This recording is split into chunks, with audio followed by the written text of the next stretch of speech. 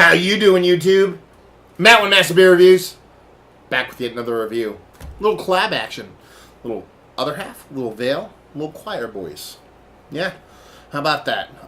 Yeah, a little Imperial Pale Ale with the coconut sun. I love me some coconut, so hopefully this does not make me not hate it. Is that enough double negatives to make the thing I'm trying to make? I don't know. So, seen this beer around, haven't had it yet. It's been about a month. It's actually a month since it's been canned. It's the 21st of August today. This was canned the 21st of July, 2017, mind you. So yeah, kind of, I don't chase beers, really. I just hope, they kind of find their way in my lap, and I'm lucky enough to have that happen every now and then. I was up in Orange County. I won't say upstate New York. Kind of doing some beer stuff. Bumped into my buddy Eddie. Eddie's Roadhouse, Warwick, New York. Go to that motherfucker place. Tap list is beyond belief. And when I say that, I mean, you see the beers I review, that shit blows the shit away. Fucking crazy awesome beers there. Best burger in the history of mankind. Cool little bottle shops around the area. So he was lucky enough to drop this sucker on me. A couple beers he dropped on me, so thank you very much, Ed. But yeah, dropped it on me, came home. It's been a couple days, and I said, yeah, want to do a review. So here we go.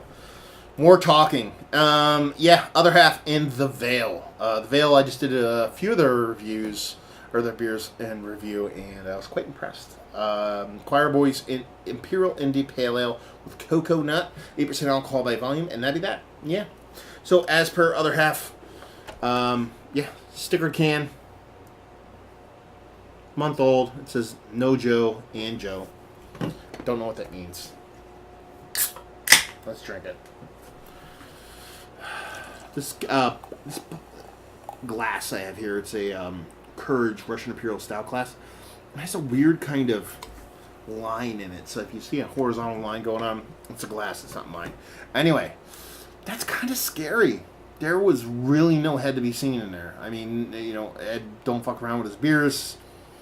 The glass is clean. There's no kind of greasiness in there. There's a carbonation to it, but that head, man, that head died off super fucking quick. That was pretty crazy. And a little dirty glass mafia going on, but, I mean, come on now. It's not the reason that head is like that. So, yeah, other than that, it just looks like a New England style IPA. Kind of nervous. It almost looks like it has a greasy top to it. It's weird. She didn't get a nose on her. Hops. A little bit of weedy hops, a little bit piney hops, a little bit of kind of fruity, pineapple-y kind of hops, and that's pretty much it. Not getting much coconut in the nose at all. Sweetness, and that'd be that. So there you go. Let's just dive right in. Cheers.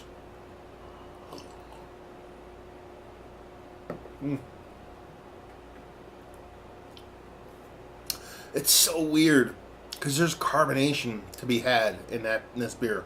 When you drink it, it's actually sprightly. That's how big the carbonation is in there. It's just that head just died off so quick. It's so weird.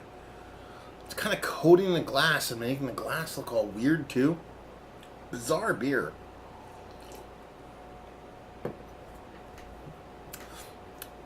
Sprightly carbonation minus an actual head.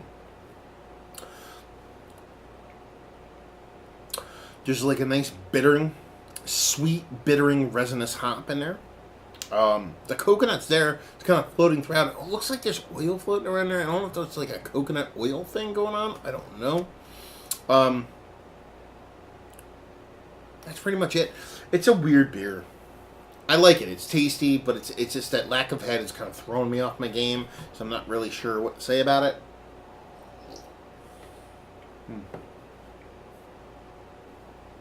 She's tasty, though.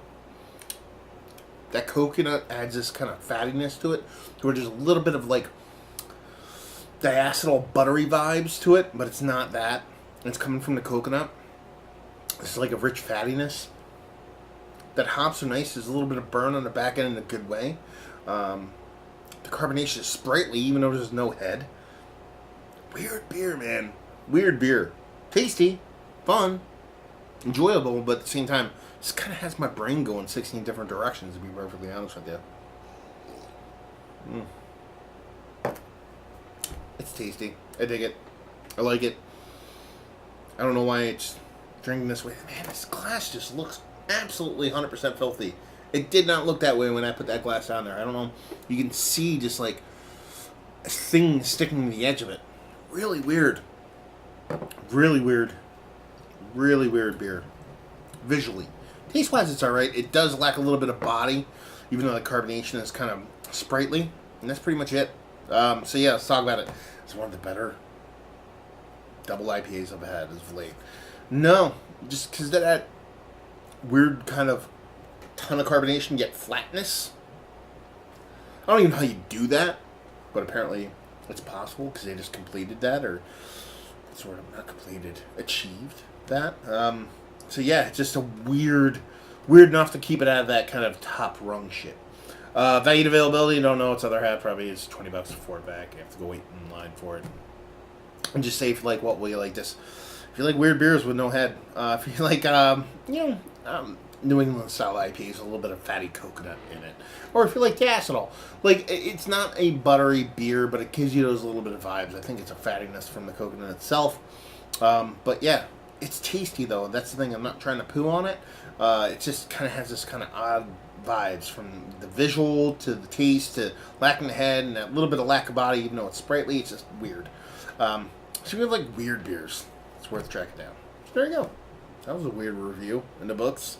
If you want to talk about how weird it was down there, if you want to say how weird I am, Massive Beers, all the social medias, and hopefully you guys enjoyed the review. Hopefully you're enjoying a not so weird beer as this, or maybe a weird beer like this, and we'll see you next time. Cheers.